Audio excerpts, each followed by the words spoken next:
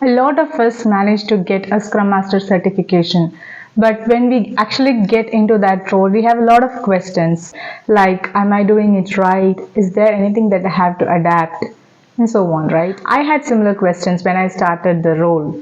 And that's why I wrote a book recently on the career transition to Scrum Master. Once I get a little bit of experience, I know the path from a completely waterfall model to a Scrum Master role. So it is difficult to unlearn once you have learned. So that's why I wrote the book in early stage of my career, so that I know the transition. I know what have been through. In this video, I'm going to talk about common mistakes that Scrum Masters do. So this is based on my experience and also based on what I have seen my peers doing. Mistake number 1, being disrespectful to what is already there. So most of the cases, as a Scrum Master, you'll be asked to take over a new team or an existing Scrum team. So when you enter such team and assess the agile maturity of the team, you might find some processes missing there, but hold on. Hold on to your fixing thought until you completely understand the team's strength and the past failures and so on. If you start the lecture right on the first day, they will start seeing you as an outsider. And that's not going to help you in a long run. So once you understand the team completely, once you are there for a few days, then bring in your suggestions as other options to consider. Let the team brainstorm, understand, and conclude that they can try out this new option. So instead of pushing them on any idea, just give them options and watch if that sells. If not, simply open up for a discussion and see whether any better alternatives can be found through the brainstorming from the team, and then come to a mutual common decision. Number 2, focusing on your own growth. This is one of the mistakes that I see some of the Scrum Masters do it unconsciously. For example, if the team has achieved 100% in sprint acceptance, a Scrum Master will project it as like, my coaching and my leadership have done like 100% in sprint acceptance, which is not the right thing to do. Instead, the Scrum Master should consider this as a team's achievement and appreciate the team, so that he'll be seen as a leader, not as a performer. And that in turn reflects the good leadership skills of the Scrum Master. Remember, as a Scrum Master, you should always be ready for the low light show. Any positive outcome that you bring to the team after your coaching is purely team's adaptability. So you should be the first to identify and appreciate any good improvement that the team is showing. Motivation is a key factor of the team, so be sure you are on top of it and constantly appreciate, motivate the team. So this simple gestures will boost their satisfaction level, and in turn it will boost the performance level. Number 3, no continuation in the tracking. So this is another mistake that Scrum Master does, which will become a biggest pain point of the development team. Remember, your responsibility as a Scrum Master is not just to facilitate all the ceremonies and ensure whether everybody attends it or not. As a true leader, you are responsible to travel along with the development team on the sprint progress. If you do not follow the progress of the sprint, you'll end up conducting the daily sprint as if that's the first day of the sprint. Let me give you an example.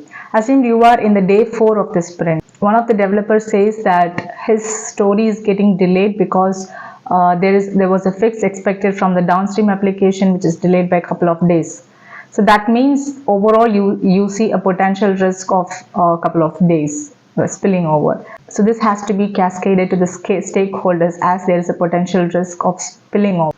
So the next day when you run the sprint, if you again ask the same question, ignoring that there is a blocker, then that means that you are not following the actual progress of the team. This forces the dev team to again repeat on the same status, and eventually they will lose this trust on the Scrum Master. So as a Scrum Master, you should be on top of all the impediments. It is not your responsibility to ease out all the impediments, but you have to help the team to get that unblocked, and you have to be on top of the progress. When it is completely out of our hands, like any dependency on other applications, delay, like I explained. So those cases, as a Scrum Master, we have to cascade this information properly that this is getting delayed and spread out.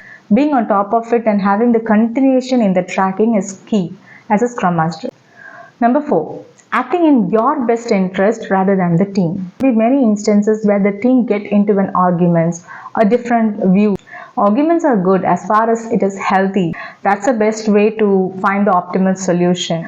But as a Scrum Master, what you need to do there is check whether the argument is going towards a solution and not people centric, and check whether all of them are having equal opportunity to express their thoughts. It's not seniority based. So you can help the team to find the solution, but never force your solution to the team. Next, ignoring behaviors that are against Scrum values. So the 5 Scrum values: focus, openness, courage, commitment, and respect. These are the integral part of the Scrum framework. These values actually guide the team to achieve its goals. It sounds simple, but most of the Scrum team finds it difficult to implement all the 5 values. But as a Scrum Master, if someone is neglecting these values, your tolerance should be completely zero. For example, there could be instances where the team is not being open on the actual status to the stakeholder, not being courageous enough to discuss the actual progress with the product owner. This affects the openness and courage of those 5 values. So if you start ignoring the Scrum values, then it will eventually lead to a misalignment of the team, and fixing it will be more difficult. So what you can do about it, at regular intervals, just keep checking on whether all the values are practiced right. If you find low focus on any of these, initiate a discussion with the team and find out whether they understand the values of the Scrum. And the last one, halo and horn effect. So this is something that even have been tracked into. So halo and horn is basically the impression, a bias based on the first impression. A positive first impression leads to a positive bias, which is halo, and the negative first impression leads to the horn effect. It is quite natural to assess people based on the first impression.